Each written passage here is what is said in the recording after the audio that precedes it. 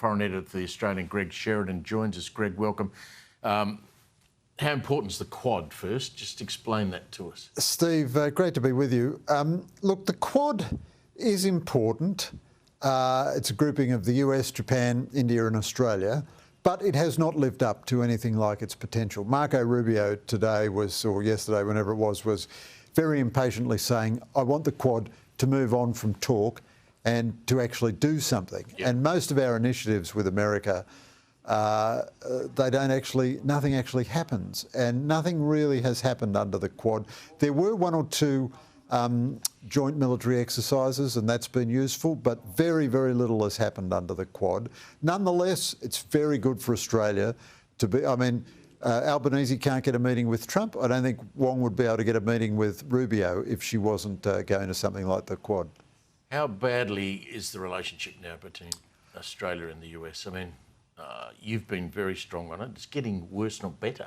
Yeah, it's a very shabby state of the relationship. Now, the alliance is in the US interest as well as ours, so I don't think they're going to cut us adrift altogether.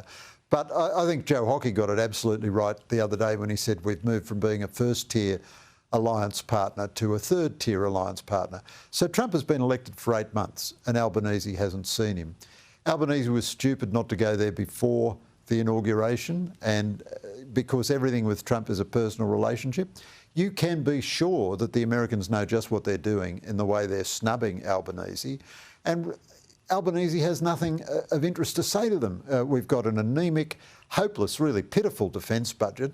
We've got an economy that's going backwards, negative productivity, negative per capita living standards growth. We've got the smallest manufacturing sector in the OECD, the least complex economy. And Albanese is a man from the left who channels every bit of politics that Trump hates. So there's no positive agenda there. I had a discussion on the Bulk Show last week with General Jack Keane, former head of the US Defence Forces, very strong views. I asked him about Australia and the budget and what we're spending. He said you've got to, as a country, have a serious debate and discussion about spending more, getting more stuff and doing it quickly. Well, of course. It's just a joke. Every European NATO partner has agreed to spend 3.5% of their GDP on defence. We spend just over 2%. It was 2% when Albanese first came into office. It's still 2%. They tell us we're facing the most dangerous strategic circumstances since World War II. Now, the Americans won't cut us adrift simply because our geography is very useful to them. But we are contributing nothing to the alliance. They contribute everything to the alliance. We contribute nothing to the alliance. And when you have someone in the White House, a Republican, saying, if this AUKUS thing means that we build a sub that goes there and we don't have it, then I don't like it. Well, that's right. So we're trying to pay them a bit of bribe money. We're going to pay them $3 billion US. You've given them 800 million already? We've given them 800 million. We're going to give them 5 billion Australian, 3 billion US over several years. And this is designed to get them talking nice to us. That's allegedly to enhance their industrial capacity so they'll build subs more quickly. But the agreement says not until 2031 does a president have to decide whether he actually sells one to us. Now, he may or may not, whoever is the president then, he or she may or may not decide to sell one to us. But they are infinitely less likely to sell one to us if we are making zero effort on the rest of our defence force. Correct. And so these two things go hand in hand now. Absolutely. If we are absolutely lacking credibility on defence, and now Albanese won't say boo about China ever, and he will never disagree with China publicly. He's gone into a sort of a monastic silence on anything bad that China does. So if we won't make an effort on defence, have a feeble economy, and won't even say anything about our greatest strategic competitor, why would they take a submarine out of their order of battle? Yep. So they won't say no then. They'll say, well, we can't do it now. We might be able to do it in 6 or 7 years, or why don't you just go ahead and build the AUKUS subs with the Brits or something.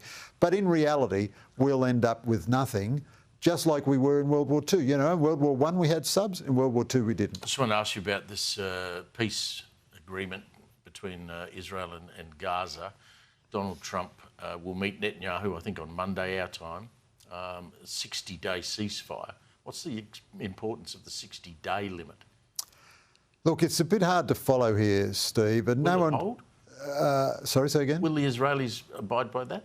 Well, they'll abide by anything they sign up to. But look, I'm just full of sympathy and support for Israel striking back after the Hamas terror atrocities. But you're getting to the point now, there's probably 19 or 20 Israeli civilian hostages still alive. And it's quite right, absolutely right, that Israel prioritise them.